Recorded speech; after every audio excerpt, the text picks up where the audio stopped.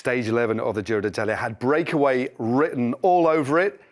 It was a day for the break, but not the break that dominated the vast majority of the day. Let's drill down into the final 10Ks of this race. It was a bit of a thriller. It was such an entertaining stage. Now, profiting from the work of Q36.5 for Tom Pidcock and Little Trek for Vacek or Ciccone, it was EF Education Easy Post who moved to the front with just under 10Ks to go, trying to bring back the break, who only had a slender lead. Mikel Honore now on the front there, Richard Carapaz on the wheel, and then in fourth wheel is our race leader, just behind Rafa Majka.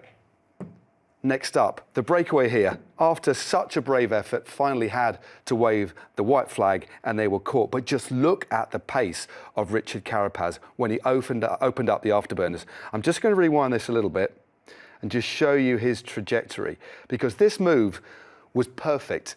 Firstly, it was a move based on instinct. It was explosive. It was also super smart. Carries a lot of speed. He's been dropped off here by Honore, just to get the arrow going through, goes straight up the inside of the breakaway, so causes a little bit of confusion as well. So just watch him. Seated, comes into this corner and uses the banking of the corner almost like a berm in BMX, stamps on the power, but he's still got 4.4 Ks to go to the top of this climb. This man is a pure bike racer. He races on instinct, didn't even know what the climb was really like, had to key into his team. They told him, it's not too bad, go all the way to the top. And ultimately, the former Olympic champion was never seen again. It was a virtuoso ride to the finish and his first win since the Tour de France last year. There's also some interesting action just behind from the GC group.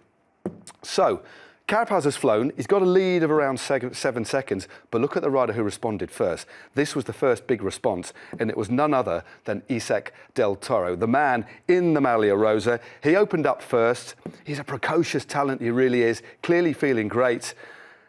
He went, it was a little bit of a surprise, immediately shut down by Caruso and Tiberi at the back of this group as well, and he has been so stealthy. There he is, Simon Yates, always there or thereabouts, moving up the GC, ever vigilant. But this is interesting as well. Just look behind. We've talked about the tension or the perceived tension between Ayuso and our Maglia Rosa.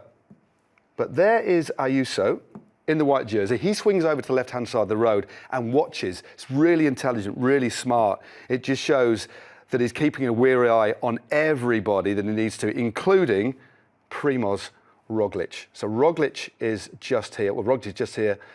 That is Tom Pidcock, who's about to go as well.